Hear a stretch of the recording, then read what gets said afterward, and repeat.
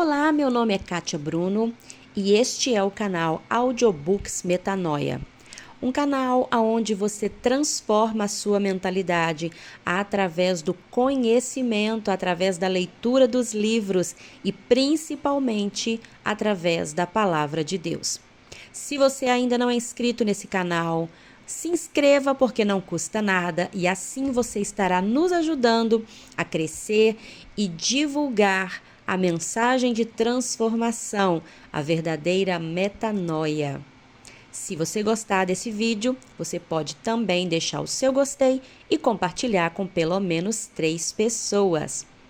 Nós estamos lendo o livro A Isca de Satanás, de John Bevere. E hoje nós vamos ler o capítulo 10. Vamos lá? Para que não os escandalizemos. Não nos julguemos mais uns aos outros. Pelo contrário, tomai o propósito de não pôr de tropeço ou escândalo ao vosso irmão. Romanos, capítulo 14, versículo 13. Acabamos de ver como Jesus ofendeu muitas pessoas quando viajava e ministrava. Parece que em quase todos os lugares aonde ia, as pessoas se ofendiam. Neste capítulo, quero abordar o outro lado disto. Jesus e seus discípulos haviam acabado de voltar a Cafarnaum. Eles haviam completado um circuito ministerial e havia chegado para um descanso curto, mas muito necessário. Se havia um lugar que poderia ser considerado a base de seu ministério, era aquela cidade. Enquanto estavam ali, Simão Pedro foi abordado pelo oficial responsável pela coleta dos impostos do templo. Não paga o vosso mestre as 2 dracmas? Mateus capítulo 17, versículo 24. Pedro respondeu, sim, e voltou para discutir o assunto com Jesus. Jesus havia previsto a solicitação do coletor de impostos. Então perguntou a Simão Pedro: Simão, que te parece? De quem cobram os reis da terra impostos ou tributos? Dos filhos ou dos estranhos? Dos estranhos, disse-lhe Pedro. Logo estão isentos os filhos. Mateus 17, versículo 25 e 26. Jesus está provando para Pedro o ponto de vista de que os filhos são livres. Não são eles que pagam os impostos. Eles são os que se beneficiam dos impostos. Eles vivem nos palácios mantidos pelos impostos. Os filhos comem à mesa do rei e vestem vestimentas reais, todos fornecidos pelo dinheiro dos impostos. Eles vivem gratuitamente e são mantidos gratuitamente. Aquele oficial recebia os impostos do templo. Mas quem era o rei ou o proprietário do templo? Em honra de quem ele havia sido construído? A resposta é Deus Pai.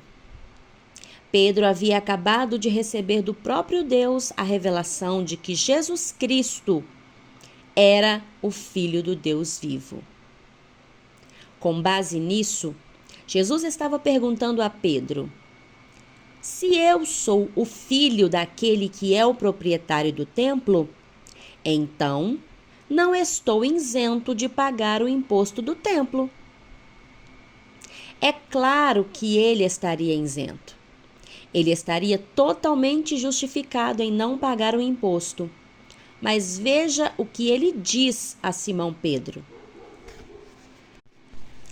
Mas, para que não os escandalizemos, vai ao mar, lança o anzol, e o primeiro peixe que fisgar, tira-o, e abrindo-lhe a boca, acharás um estáter. Toma-o e entrega-lhes por mim e por ti. Mateus capítulo 17, versículo 27. Ele havia acabado de provar a sua liberdade, mas para não ofender ninguém, ele disse a Pedro: "Vamos pagar." Esta era outra confirmação da sua liberdade, quando ele instruiu Pedro a ir pescar e pegar o primeiro peixe que fisgasse. Na boca do peixe ele encontraria o dinheiro. Deus Pai havia providenciado o dinheiro do imposto. Jesus é o Senhor da terra. Ele é o Filho de Deus. A terra e tudo que nela existe foram criados por ele e estão sujeitos a ele. Portanto, ele sabia que o dinheiro estaria na boca daquele peixe. Ele não tinha de trabalhar para ter aquele dinheiro, porque ele era o filho. E, no entanto, ele optou por pagar o imposto e não ofender ninguém. Será que este é o mesmo Jesus que vimos no último capítulo, ofendendo as pessoas e não se desculpando por isso? Ele provou ser isento do pagamento do imposto do templo, mas disse: "Para que não os escandalizemos, vá e pague." Parece haver uma certa incoerência, certo? A nossa resposta está no versículo seguinte. Naquela hora, aproximaram de Jesus os discípulos, perguntando: "Quem é, porventura, o maior no reino dos céus?" E Jesus, chamando uma criança, colocou-a no meio deles e disse: "Em verdade vos digo que, se não vos converterdes e não vos tornardes como crianças, de modo algum entrareis no reino dos céus. Portanto, aquele que se humilhar como esta criança, esse é o maior no reino dos céus. E quem receber uma criança tal como esta, em meu nome, a mim me recebe." Mateus capítulo 18, versículos 1 ao 4. A expressão-chave aqui é aquele que se humilhar. Um pouco mais tarde, Jesus ampliou isto dizendo: "Quem quiser tornar-se grande entre vós, será esse o que vos sirva. Tal como o Filho do Homem, que não veio para ser servido, mas para servir e dar a sua vida em resgate por muitos." Mateus, capítulo 20, versículos 26 ao 28. Uau! Que declaração! Ele não veio para ser servido, mas para servir. Ele era o Filho. Ele era livre. Ele não devia nada a ninguém. Ele não estava sujeito a nenhum homem, mas ele decidiu usar a sua liberdade para servir. Livre para servir. Somos exortados no Novo Testamento, como filhos de Deus, a imitar nosso irmão, a ter a mesma atitude que vemos em Jesus. Porque vós, irmãos, fostes chamados à liberdade. Porém, não useis da liberdade para dar ocasião à carne. Sede antes servos uns dos outros pelo amor. Gálatas capítulo 5, versículo 13. Outra palavra para liberdade é privilégio. Não devemos usar a nossa liberdade ou nossos privilégios como filho do Deus vivo para servir a nós mesmos. A liberdade deve ser usada para servir aos outros. Há liberdade em servir e cativeiro na escravidão. Um escravo é alguém que tem de servir, ao passo que um servo é alguém que vive para servir. Vamos ver algumas diferenças entre a atitude de um escravo e a de um servo. O escravo tem de fazer. O servo consegue fazer. O escravo faz o mínimo necessário. O servo atinge o potencial máximo. O escravo caminha 1 milha. O servo caminha a 2ª milha. O escravo se sente roubado. O servo dá. O escravo é preso. O servo é livre. O escravo luta por seus direitos. O servo abre mão de seus direitos. Vi muitos cristãos servirem com uma atitude de ressentimento. Eles dão com amargura e reclamam quando pagam seus impostos. Eles ainda vivem como escravos de uma lei da qual foram libertos. Eles continuam sendo escravos dentro do seu coração. O mais alarmante é que esta lei é feita a partir do Novo Testamento. Eles não têm o espírito dos mandamentos que Jesus deu. Eles não entenderam que eram livres para servir. Assim, continuam lutando em benefício próprio, em vez de lutarem em benefício de outros. Paulo nos dá um exemplo vívido de confronto com essa atitude em suas cartas aos Romanos e aos Coríntios. A liberdade para aqueles crentes foi desafiada pela comida. Paulo começa exortando-os: acolhei o que é débil na fé. Não, porém, para discutir opiniões.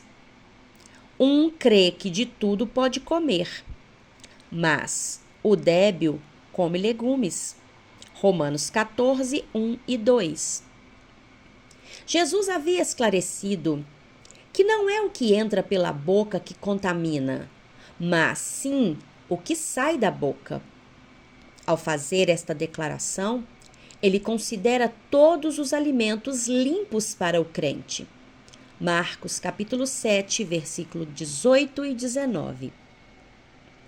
Paulo disse que havia alguns crentes que eram fracos na fé e ainda não podiam comer carne por medo de estarem comendo alimentos que haviam sido sacrificados a ídolos. Embora Jesus houvesse abordado o assunto, essas pessoas ainda não podiam comer carne com a consciência tranquila. No tocante à comida sacrificada a ídolos, sabemos que o ídolo, de si mesmo, nada é no mundo. Todavia, para nós há um só Deus, o Pai, de quem são todas as coisas e para quem existimos, e um só Senhor, Jesus Cristo, pelo qual são todas as coisas, e nós também por ele. Entretanto, não há esse conhecimento em todos, porque alguns, por efeito da familiaridade, até agora com o ídolo, ainda comem dessas coisas como a ele sacrificadas. E a consciência destes, por ser fraca, vem a contaminar-se. 1 Coríntios capítulo 8, versículos 4, 6 e 7. Naquelas igrejas, os cristãos que tinham a fé mais forte estavam comendo carne de origem duvidosa diante dos santos mais fracos. Isto estava causando um problema. Embora Jesus tivesse purificado estes alimentos, os mais fracos não conseguiam se livrar da imagem da carne no altar de um ídolo. Os santos mais fortes sabiam que aquele ídolo não era nada e não tinham qualquer problema de consciência em comer. Mas parece que eles estavam mais preocupados em exercer os seus direitos como crentes neotestamentários do que em ofender seus irmãos. Sem perceber, eles haviam colocado uma pedra de tropeço no caminho de seus irmãos mais fracos. Esta atitude não está presente no coração de um servo. Veja como Paulo se dirigiu a eles. Não nos julguemos mais uns aos outros. Pelo contrário, tomai o propósito de não pôr de tropeço ou escândalo ao vosso irmão. Porque o reino de Deus não é comida nem bebida, mas justiça e paz e alegria no Espírito Santo. Romanos 14, versículo 13 e 17. Ele estava dizendo: vamos nos lembrar do que se trata realmente o reino: justiça, paz e alegria no Espírito Santo. Todos estes benefícios estavam sendo perturbados nos novos crentes. Os crentes mais fortes não estavam usando a sua liberdade para servir, mas como uma plataforma para defender os seus direitos. Eles tinham conhecimento da sua liberdade adquirida com o Novo Testamento, mas o conhecimento sem amor destrói. Eles não tinham o coração de Jesus em relação a esse assunto. Jesus provou seus direitos com relação ao templo a Pedro e aos demais discípulos para exemplificar a importância de abrirmos mão de nossas vidas para servir.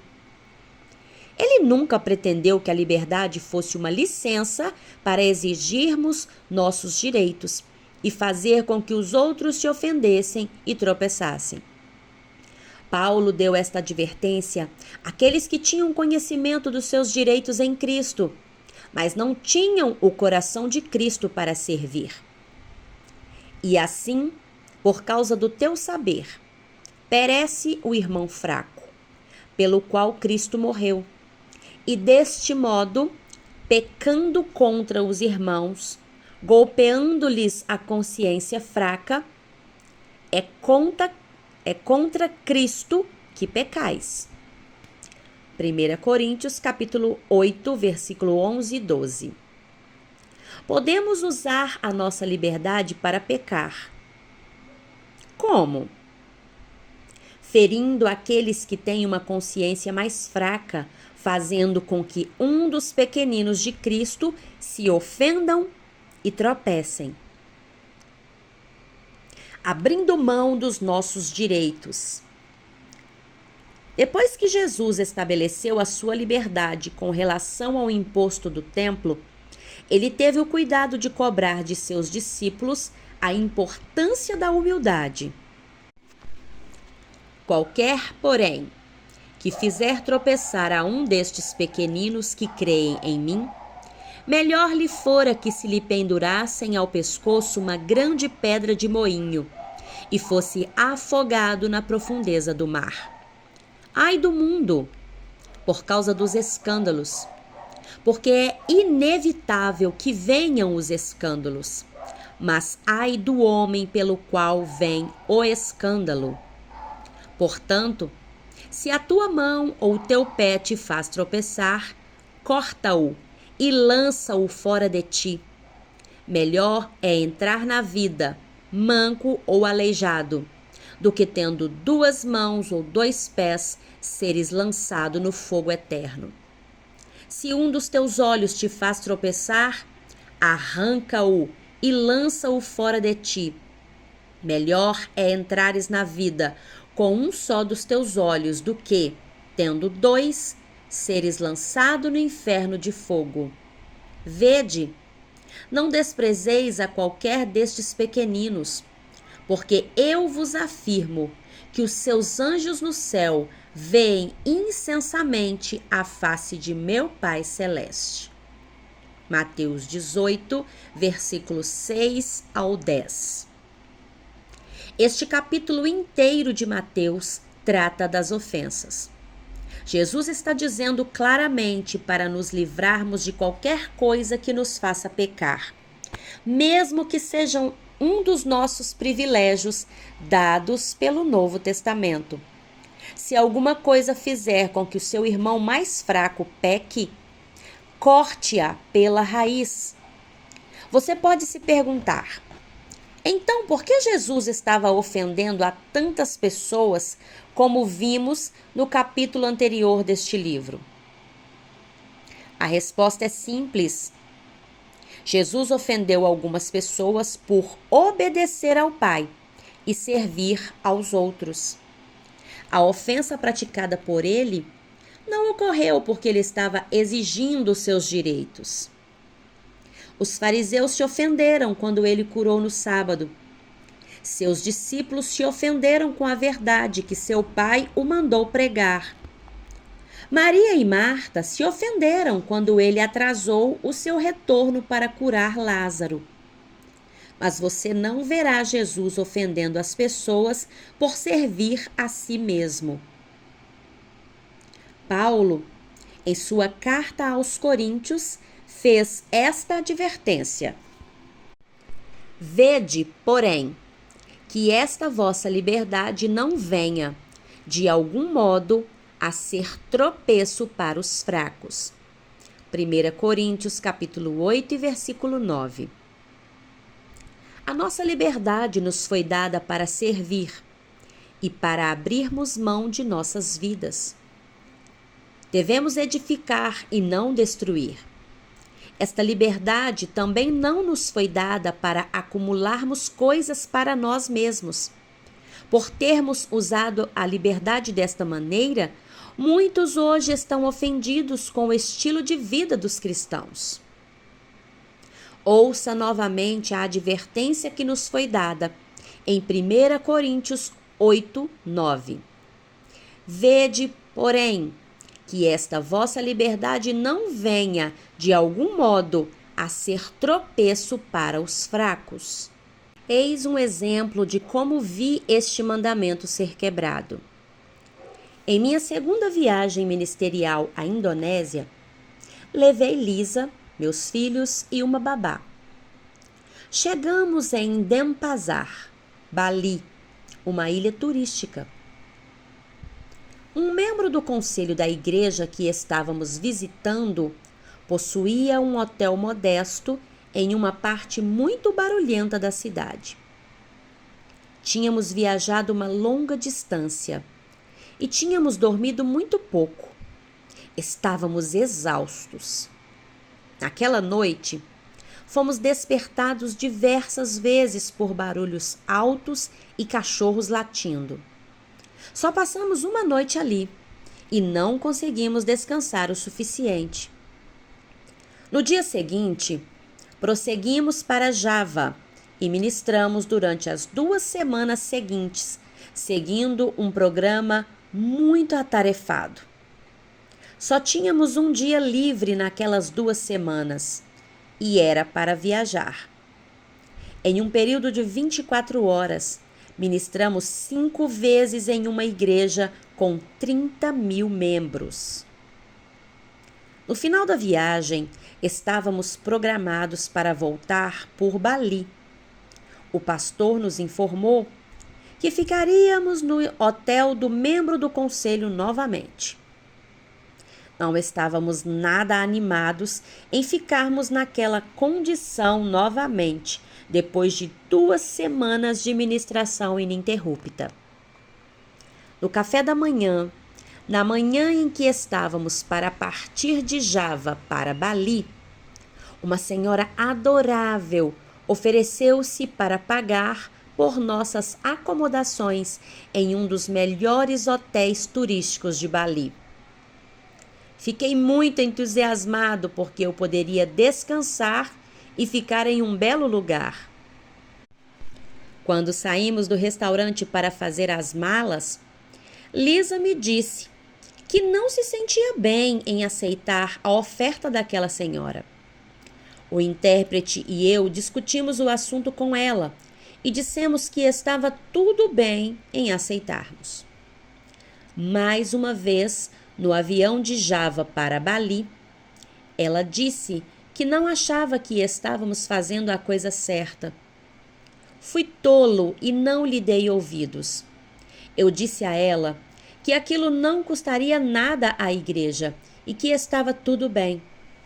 Quando chegamos a Bali, ela insistiu mais uma vez, mas eu a ignorei. Quando nos encontramos com o pastor, eu disse a ele que não precisaríamos ficar no hotel do membro do conselho, por causa da oferta daquela senhora. Ele pareceu ficar desconfortável com o que eu havia dito Então perguntei a ele o que havia de errado. Felizmente, ele se abriu comigo e disse: John, isto ofenderá o membro do conselho e a sua família. Eles já reservaram o quarto para você e eles estão lotados para esta noite. Aparentemente, eu também havia ofendido o pastor por não apreciar o que eles haviam preparado para nós. Finalmente, eu disse a ele que ficaríamos no hotel do membro do conselho e que desistiríamos da oferta da senhora. O Senhor tratou comigo por causa da minha atitude. Eu sabia que o pastor estava magoado.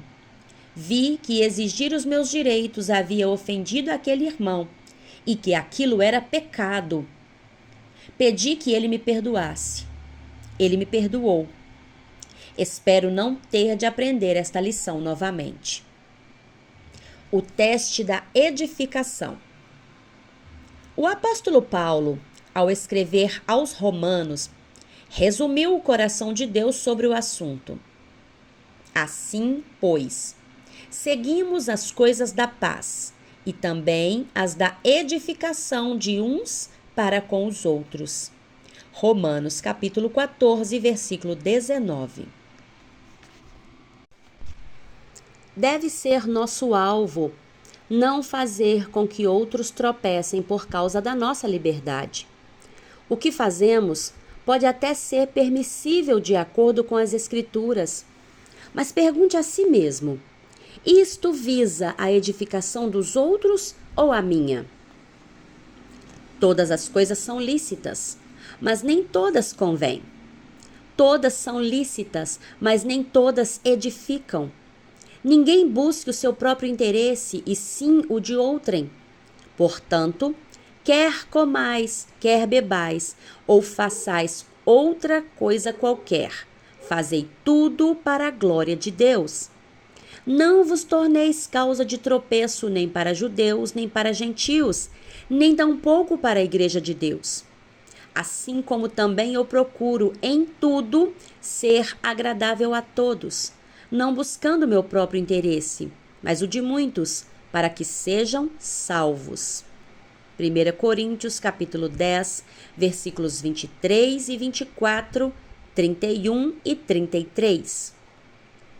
Eu o encorajo a permitir que o Espírito Santo ilumine cada área da sua vida através dessa passagem das Escrituras. Permita que ele lhe mostre quaisquer motivações ou interesses ocultos que sejam para o seu proveito e não para o proveito de outros. Não importa que área da vida você pretende seguir, aceite o seu desafio de viver como servo de todos.